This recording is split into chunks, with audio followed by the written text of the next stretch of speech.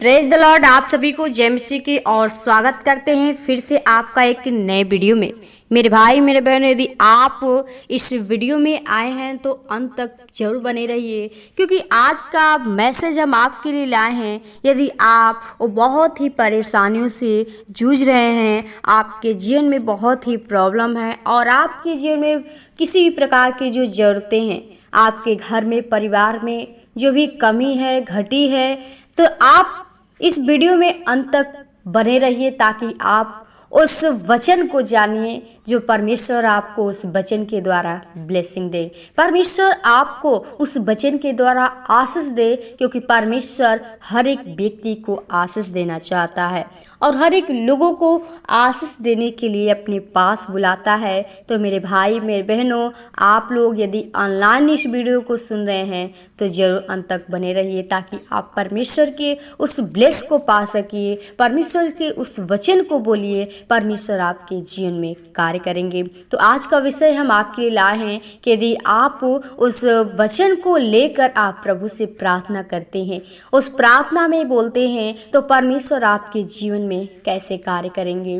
तो आइए हम वचन के द्वारा सीखेंगे और प्रभु के वचन को पढ़ेंगे। हम मत्ती 7 अध्याय का 7 पद में लिखा है कि मांगो तो तुम्हें दिया जाएगा, ढूंढो तो तुम पाओगे, खटखटाओ तो तुम्हारे लिए खोला जाएगा। आमीन। प्रियो, हमें यहाँ पे परमेश्वर यीशु मसीह जो है हमें साफ साफ सिखाता है। वो कहता है कि मांगो तो तुम्हें दिया जाएगा। क्या मांगते नहीं हैं? ढूंढो तो तुम पाओगे, ढूंढते भी नहीं हैं, और खटखटाओ तो तुम्हारे लिए खोला जाएगा। प्रियो, यीशु मसीह कहता है कि मांगोगे तो मिलेगा। आप कैसे मांगते हैं कि प्रभु आपको नहीं देता है? आप कैसे ढूंढते हैं कि आपको कुछ नहीं मिलता है? आप कैसे वो दरवाज़ा खटखटाते हैं कि आपके लिए नहीं खोला जाता है? आपका जीवन कैसा है? आप किस चाल चल से चल रहे हैं? आप परमेश्वर में कैसा आपका विश्वास है कि आपका मांगने पर भी परमेश्वर आपकी प्रार्थना को नहीं सुन रहा है? क्या आपके जीवन में वो घटी है, वो कमी है जिससे आप बहुत ही परेशान हैं? आपकी जो ज़रूरतें हैं वो पूरा नहीं हो रही हैं। तो प्रियो, हमारा यीशु मसीह कहता है कि मांगो तो दिया जाएगा। प्रियो, जब तक हम नहीं मांगेंगे हमें कुछ नहीं मिलने वाला है, और जब तक हम ढूंढेंगे नहीं तो नहीं पाएंगे, और न खटखटाएंगे तब तक किसी का दरवाज़ा खोल नहीं जाएगा। तो मेरे भाई मेरे बहनों, आप लोग मांगिए, ढूंढिए परमेश्वर से। आपकी जो भी आवश्यकता है उससे मांगिए, वही देगा। आप संसार से मांगते हैं, संसार के पास जाते हैं, लेकिन संसार आपको कुछ दे नहीं सकता है। मांगना है प्रियो तो वो जीवन मांगिए जो परमेश्वर आपको देने के लिए आया है, क्योंकि परमेश्वर तो आपके मन की हर एक आवश्यकता को जानता है कि आपको क्या ज़रूरतें हैं, आपको क्या आवश्यकताएं हैं। तो मांगिए और परमेश्वर से कहिए, क्योंकि कहता है कि तुम्हें किसी भी जरूरत हो तो आप गुप्त में जाइए और प्रभु से प्रार्थना में मांगिए। कोठरी में जाकर प्रभु से गुप्त में प्रार्थना करिए, परमेश्वर आपके गुप्त में प्रतिफल को देंगे। आपका विश्वास होना चाहिए, क्योंकि विश्वास ही के द्वारा सब कुछ है। और जब आप परमेश्वर के नज़दीक में जाएंगे, उसके पास आएंगे, तो परमेश्वर आपको जरूर देगा, क्योंकि उसने कहा है कि यदि तुम मुझ में बने रहो और मेरा वचन तुझ में बना रहे, तो जो तुम कुछ चाहोगे वह तुम्हारे लिए हो जाएगा। क्या आप प्रभु में बने रहते हैं? यानी आप उसके वचन में बने रहते हैं?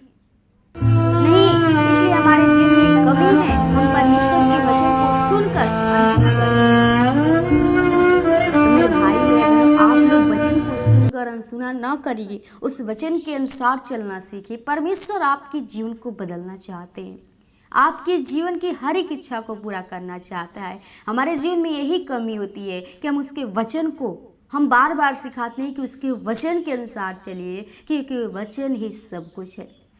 जब आप परमेश्वर के वचन के अनुसार चलेंगे, परमेश्वर आपकी हर एक आवश्यकता को पूरा करेंगे। आपके यदि कोई जीवन में बीमारियां हैं, आप बहुत रोग से ग्रसित हैं, परमेश्वर वादा किया है, परमेश्वर आपके साथ वाचा बांधा है कि मैं तुझे कभी नहीं छोड़ूंगा, मैं तुझे तेरे रोगों को चंगा करूंगा। उसने कहा कि मैं यहोवा चंगा करने वाला यहोवा हूँ।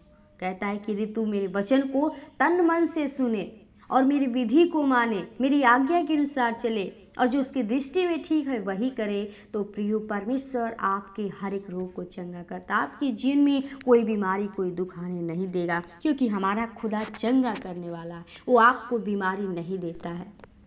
और दूसरा 8वां पद में लिखा है, क्योंकि जो खटखटाता है उसके लिए खोला जाता है। आमीन।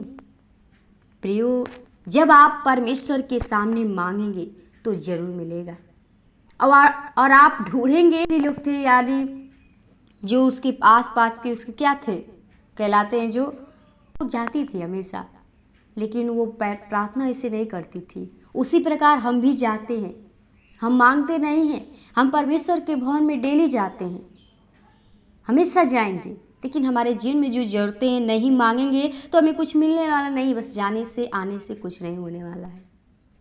वो भी जाती थी, वो भी प्रार्थना करती थी, लेकिन वो बात उसको बाज का ताना मारा गया और उसने लग गई। तो उसने जाकर परमेश्वर के देवड़ी पर, परमेश्वर के भवन में क्या किया, वो रो रो कर बिलख बिलख कर प्रार्थना की और कही कि प्रभु मुझे वो पुत्र दे ताकि मैं तेरे लिए दे दूं। मुझे सिर्फ इस बांझपन को, नाम को हटाना है।